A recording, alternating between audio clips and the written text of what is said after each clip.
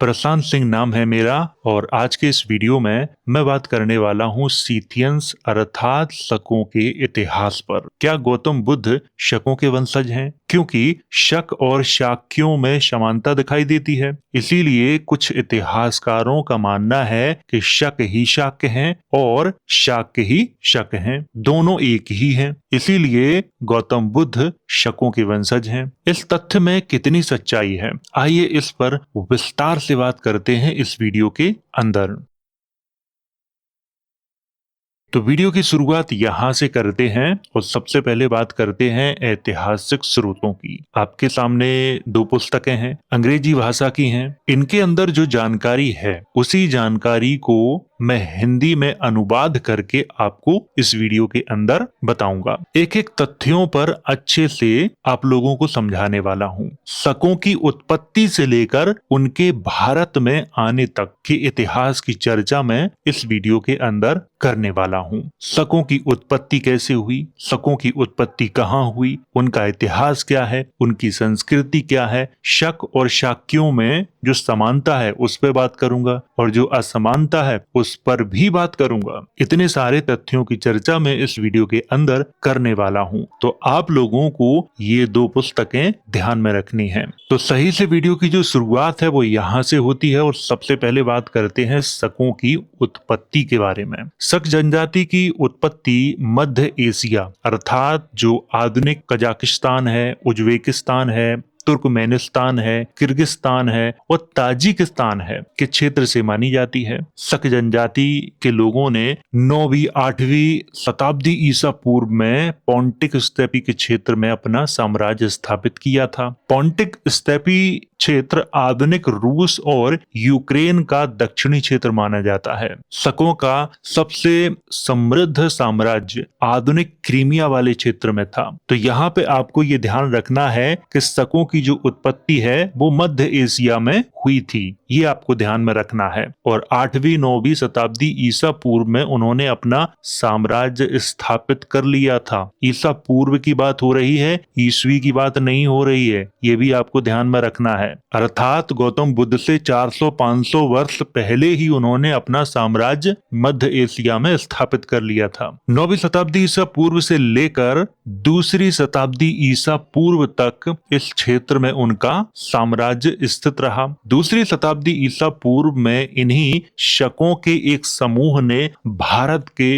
उत्तर पश्चिमी भाग पर आक्रमण करके उसे अपने अधीन कर लिया था। शक जनजाति का साम्राज्य बहुत विस्तृत क्षेत्र में फैला था। काला सागर से लेकर भारत के उत्तर पश्चिमी क्षेत्र तक शकों का प्रभाव दिखाई देता है। प्रारंभ में शक जनजाति के लोग सबसे अधिक चमड़े के वस्त्र का प्रयोग करते थे। बाद में उन्होंने ऊनी वस्त्रों का प्रयोग किया और सैनिकों के जो वस्त्र होते थे वो अलग होते थे। शकों की संस्कृति के अवशेष अनेक संग्रहालयों में आज भी सुरक्षित हैं। साइबेरिया और मध्य एशिया के कुर्गानों अर्थात समाधि स्थलों से सोने चांदी के आभूषण और हथियार प्राप्त हुए हैं। शक जनजाति के लोग घुड़सवार, युद्ध कला, धनुर्विद्या आदि में अधिक निपुण थे। तो आपको ध्यान में रखना है कि शकों की उत्पत्ति कहां से हुई थी? मध्य एशिया वाले क्षेत्र से हुई थी, भारत से नहीं हुई थी। वो मध्य एशिया की एक घुमंतू जनजाति थी।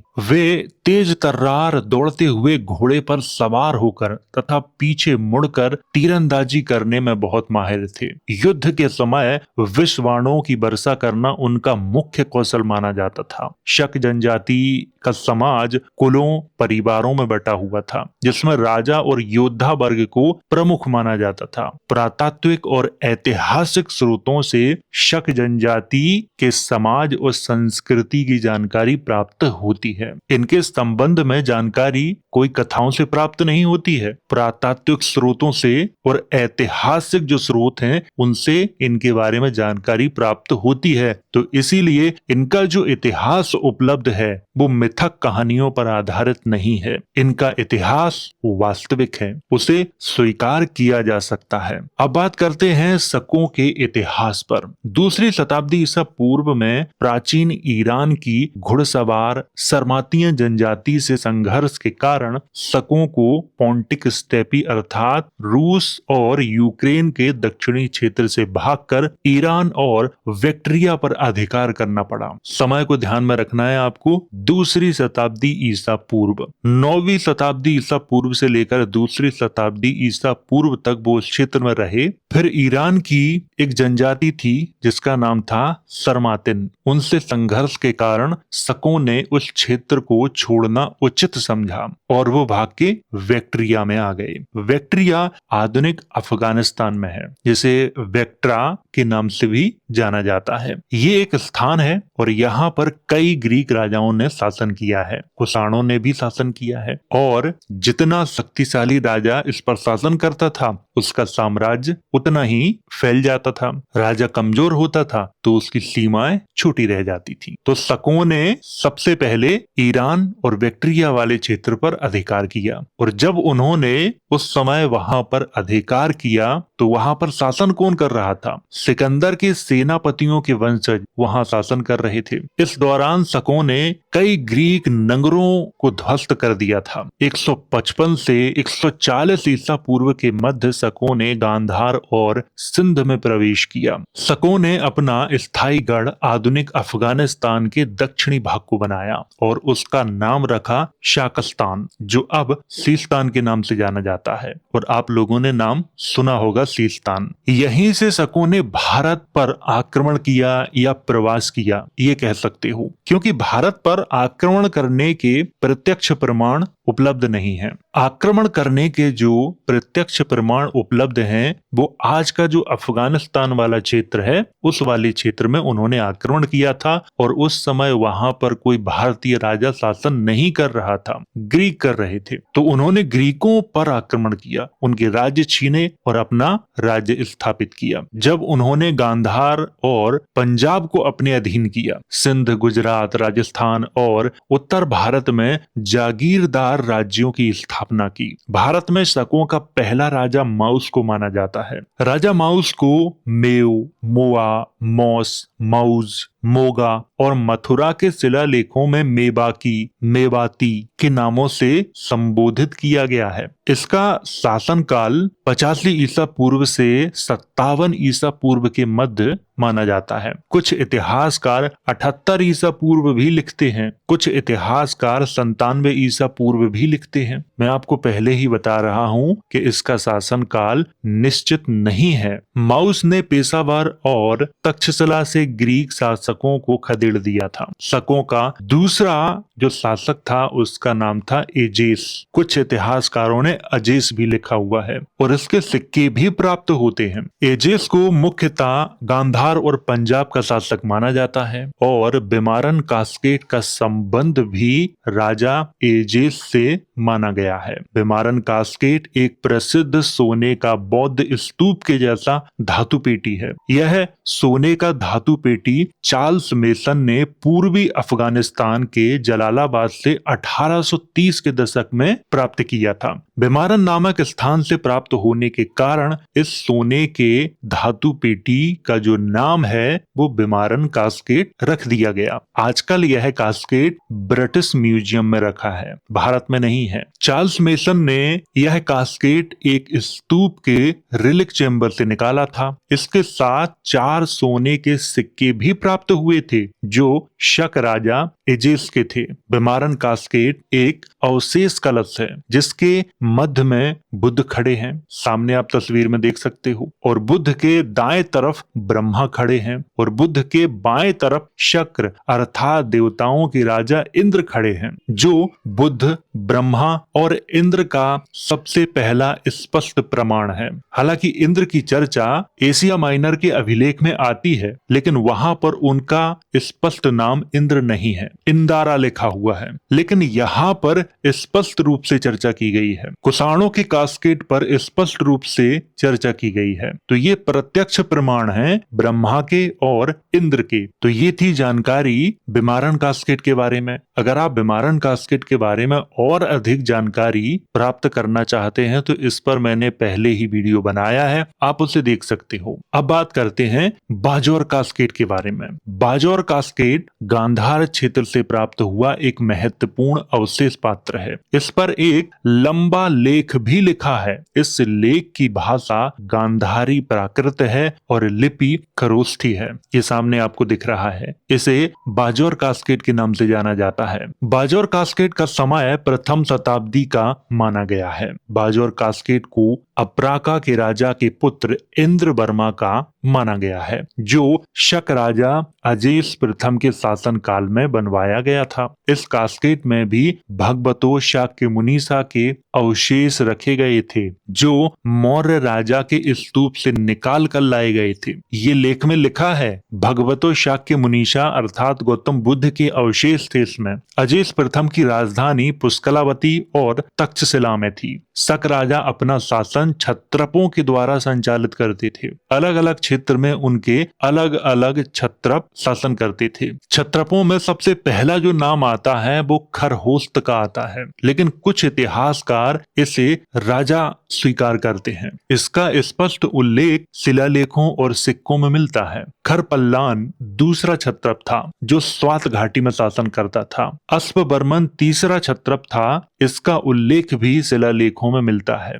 विजय मित्र चौथा क्षत्रप था जो अप्राका वंश या स्थान का राजा था, परंतु शक राजा अजेस के अधीन अपना शासन चलाता था। इंद्र वर्मा जो पांचवा क्षत्रप था, विजय मित्र का पुत्र भी था और जलालाबाद का ये क्षत्रप था और जलालाबाद से ही विमारण कास्केट प्राप्त हुआ था। राजबुला और सुदास मथुरा के क्षत्रप थे। राजबुला ने महाक्षत्रप की उपाधि धारण की थी और उसके अधीन बहुत विशाल क्षेत्र आता था। पूरा मथुरा का क्षेत्र, पूरा अलीगढ़ का क्षेत्र। मैं आधुनिक नाम इस्तेमाल कर रहा हूं ताकि आप लोगों को अच्छे से ये बात समझ में आ जाए। बरेली के आसपास का पूरा क्षेत्र, इस पूरे क्षेत्र के शासन की जिम्मेदारी राजबुला के पास थी। इसके सिक्के भी प्राप्त होते हैं और मथुरा का सबसे शक्तिशाली क्षत्रप इसी को माना जाता है। सुदास संभवतः राजबुला का ही पुत्र था, जिसका समय 15 से 35 ईस्वी के मध्य में था। कुछ लेखों में सुदास को वज्रपाल का पुत्र भी माना गया है। इतिहासकार वज्रपाल और राजबुला को एक ही मानते हैं, कुछ इतिहासकार दोनों को अलग अलग मानते हैं। तो इस तथ्य पर इतिहासकार एक मत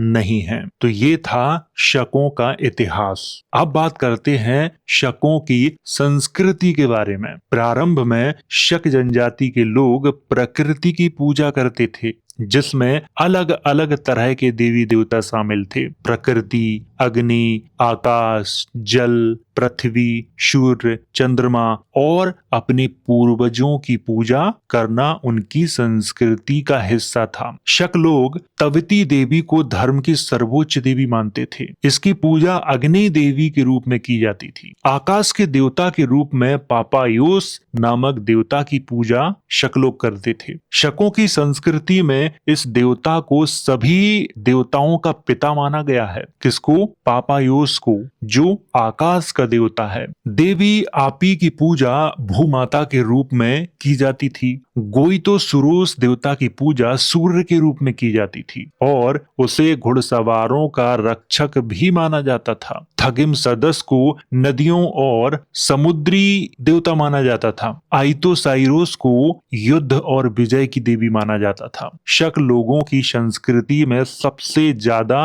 अग्नि को देवी के रूप में पवित्र माना जाता था और देवी तविती की पूजा अग्नि के माध्यम से ही की जाती थी। ये आपको बहुत अच्छे से ध्यान में रखना है। मैंने देवताओं के और देवियों के नाम भी लिखे हैं ताकि आप लोगों को उनकी संस्कृति के बारे में सब कुछ समझ में आ जाए। आप खुद तय कर सकें कि उनका संबंध शाक्यों से था या नहीं था। युद्ध में जाने से पहले शक योद्धा अग्नि के चारों ओर घूमकर देवी तविती की पूजा किया करते थे। युद्ध में जाने से पहले शक योद्धा अग्नि के चारों ओर घूमकर देवी तबती की पूजा किया करते थे। इस पूजा की समाप्ति के बाद शक योद्धा सूर्य को प्रणाम करके युद्ध में जाते थे। राजा या मुखिया की मृत्यु होने पर शक जनजाति के लोग घोड़े की बलि देते थे। इसमें उत्तम नस्ल के घोड़े को चुना जाता था, उसे आभूषणों से सजाया जाता था, शराब, दूध और जड़ी बूटियां उसे खिलाई जाती थी ताकि वह शांत रहे।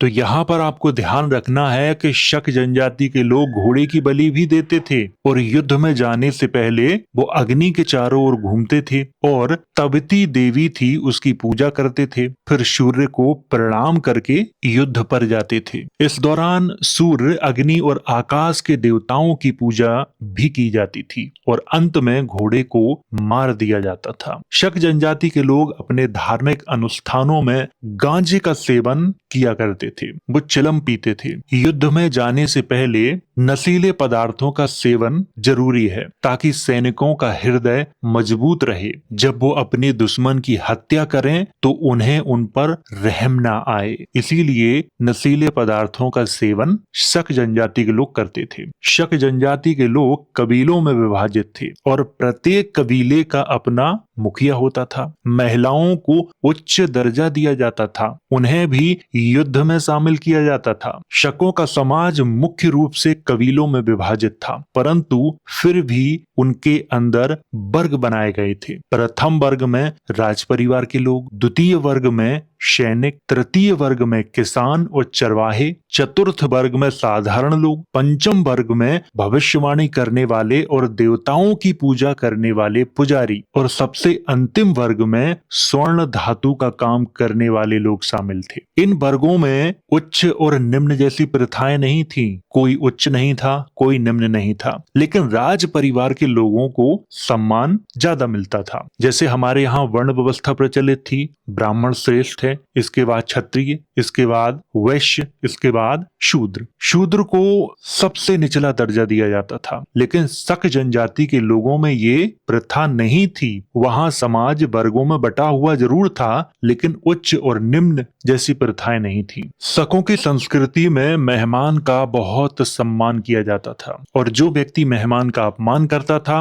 उसे कड़ा दंड दिया जाता था। शक जनजाति के लोग वीरता में अधिक विश्वास करते थे। कायर व्यक्ति को कबीले के बाहर निकाल दिया जाता था। भोजन के रूप में शक जनजाति के लोग दूध, पनीर, भेड़ का मांस और जौ की रोटी अधिक खाना पसंद करते थे। इतिहासकारों ने शक जनजाति की कला को एनिमल स्टाइल आर्ट का नाम दिया है, क्योंकि उनकी कला में जानवरों की आकृतियां अधिक दिखाई देती हैं। शक जनजाति के लोग वैवाहिक संबंध वर वधू दोनों पक्षों की सहमति से करते थे और विवाह के समय घोड़े तथा हथियार दान किए जाते थे। शकों की संस्कृति में जब किसी राजा, मुखिया या महान व्यक्ति की मृत्यु होती थी तब उसे लकड़ी के कक्ष में रखकर दफना दिया जाता था। उसके साथ घोड़ों को, दासों को, हथियारों और आभूषणों को भी दफनाया जाता था। बाद में उस पर एक मिट्टी का टीला बना दिया जाता था जिसे कुर्बान कहा जाता था। भारतीय उपमहाद्वीप में आने के बाद